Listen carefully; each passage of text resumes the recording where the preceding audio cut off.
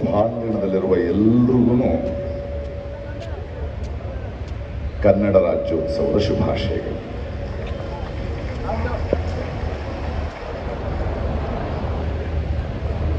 ನನಗೆ ಬಹಳ ಭಾವನಾತ್ಮಕವಾದ ಕ್ಷಣ ಇದು. 4 ದಶಕಗಳ ಹಿಂದೆ ಕಾಲೇಜಿನಲ್ಲಿ ಕಾಮರ್ಸ್ ಓದ್ತಾ ಇದ್ದೆ, ಸೆಂಟ್ ಜೋಸೆಫ್ ಕಾಲೇಜ್ ಕಾಮರ್ಸ್. ಏನ್ ಮಾಡಬೇಕು ಗೊತ್ತಿರಲಿಲ್ಲ. ನಾಟಕ ನಟನೆ ಒಂದು ಸ್ವಲ್ಪ ಮಾಡ್ತಿದ್ದೆ.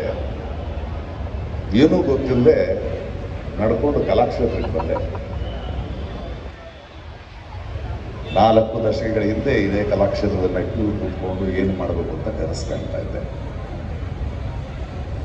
ಅಲ್ಲಿ ಮೇಲ್ಗಡೆ ನಿದ್ದೆ ಮಾಡ್ತಿದ್ದೆ. ಮಧ್ಯಾಹ್ನ ಯಾವ್ದಾದ್ರು ನಾಟಕ ನಡೀತಿದ್ರೆ ಊಟ ಮಾಡ್ತಿದ್ವಿ. ಇದುಗಡೆ ಗ್ರೀನ್ ರೂಮಲ್ಲಿ ಮಲ್ಕೊಳ್ತಿದ್ವಿ. ಶಂಕರ್ ನಾಗವರು ನಾಗಮಂಡಲ ನಾಟಕ ಮಾಡಿದಾಗ ನಾನು ಬಿ ಸುರೇಶ ಮೇಲಿಂದ ಗೊಂಬೆ ಆಟ ನಾಟಕ ಮೇಲ್ಗಡೆಯಿಂದ ನೋಡಿದ್ವಿ ನಾವು.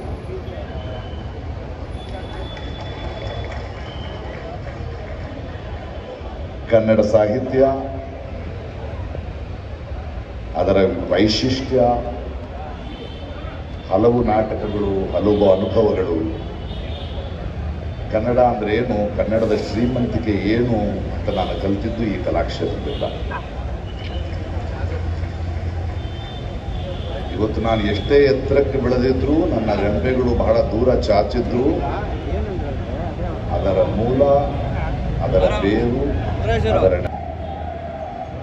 ಕನ್ನಡದ ಹೆಮ್ಮೆಯ ಸಾಧನೆಯ ಪುರಸ್ಕಾರ ನನಗೆ ಬರುತ್ತೆ ಅಂತ ನಾನು ಕನಸ್ಕೊಂಡಿರಲಿಲ್ಲ. ಆದರೆ ಆ ಸಾಧನೆಯ ಈ ಪುರಸ್ಕಾರ ಅದು ನನ್ನ ಪ್ರತಿಭೆಗೆ ಸಿಕ್ಕಿತ್ತು ಅಂತ ನಾನು ಅಂದ್ಕೊಳ್ಳಲ್ಲ. ಈ ನಡೆದು ಬಂದ ದಾರಿಗೆ ಕಾರಣವಾದ ಕನ್ನಡ ಸಾಹಿತ್ಯ ಇರ್ಬೋದು, ನನ್ನ ಮೇಷ್ಟ್ರುಗಳಿರ್ಬೋದು, ನನ್ನ ನಾಟಕಗಳಿರ್ಬೋದು, ನನ್ನ ರಂಗಭೂಮಿ ಇರ್ಬೋದು, ಮತ್ತು ನನ್ನನ್ನು ಪ್ರೀತಿಸಿದ ನೀವೆಲ್ಲರೂ ಇರ್ಬೋದು. ಯಾಕಂದರೆ ಯಾವುದೇ ಒಬ್ಬ ಕಲಾವಿದ, ಒಬ್ಬ ನಾಯಕ ಅವರ ಪ್ರತಿಭೆಯಿಂದ ಬೆಳೆಯಲ್ಲ, ಜನರ ಪ್ರೀತಿಯಿಂದಲೇ ಬೆಳೆಯೋದು. ಹಾಗಾಗಿ ನಮ್ಮನ್ನು ಬೆಳೆಸಿದ ಮೇಲೆ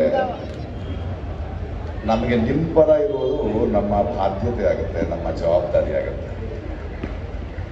ಅದಕ್ಕೆ ಇಲ್ಲಿಯ ಮುಖ್ಯಮಂತ್ರಿಗಳಿರ್ಬೋದು, ಉಪಮುಖ್ಯಮಂತ್ರಿಗಳಿರ್ಬೋದು, ಈ ಸರ್ಕಾರ ಇರ್ಬೋದು, ಅಥವಾ ನನ್ನಂಥ ಕಲಾವಿದರಾಗಿರ್ಬೋದು, ಜನಪರವಾಗಿ, ಜನಮುಖಿಯಾಗಿ, ಜನರ ಧ್ವನಿಯಾಗಿ ಮಾತಾಡೋದು ಆ ಕಾರಣದಿಂದ. ಯಾಕಂದರೆ ಆ ಜವಾಬ್ದಾರಿ ನಮಗೆ ಕೊಟ್ಟಿದ್ವಿ, ಪ್ರೀತಿಯಿಂದ ಬೆಳೆಸಿದ್ವಿ.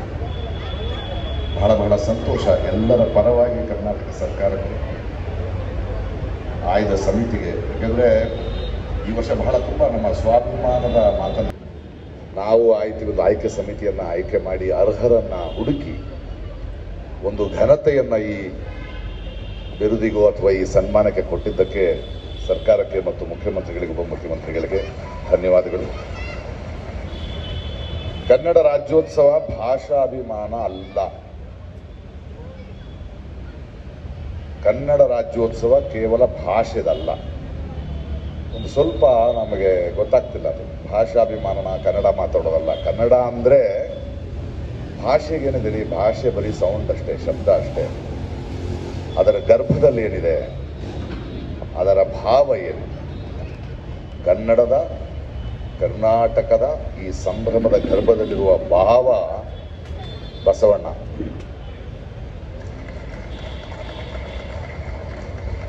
ಕನ್ನಡಿಗ ಅನ್ನೋದರ ಗರ್ಭದಲ್ಲಿರುವ ಭಾವ ಸರ್ವಜನಾಂಗದ ಶಾಂತಿಯ ತೋಟ ಅನ್ನುವ ನಂಬಿಕೆ. ಅದು ಕುವೆಂಪುರವರ ವಿಶ್ವಮಾನವ ಸಂದೇಶ. ಅದು ಕನ್ನಡ ಭಾಷೆಯನ್ನ, ಕರ್ನಾಟಕವನ್ನ, ಕನ್ನಡ ರಾಜ್ಯೋತ್ಸವವನ್ನು ನಾವು ಆಚರಿಸ್ತಿದ್ದೇವೆ ಅಂದರೆ ನಮ್ಮ ನೆಲದಲ್ಲಿ ಸಹಿಷ್ಣುತೆಗೆ, ಎಲ್ಲ ಧರ್ಮವನ್ನ, ಎಲ್ಲರನ್ನ ಅಪ್ಪಿಕೊಳ್ಳುವ ನಮ್ಮ ಸೃಜನತೆಗೆ, ನಮ್ಮ ಹಿರಿಯರು ಬರೆದಂತಹ ದೊಡ್ಡ ದೊಡ್ಡ ಮಾತುಗಳಿಗೆ ಅದನ್ನು ಸಂಭ್ರಮಿಸೋದು.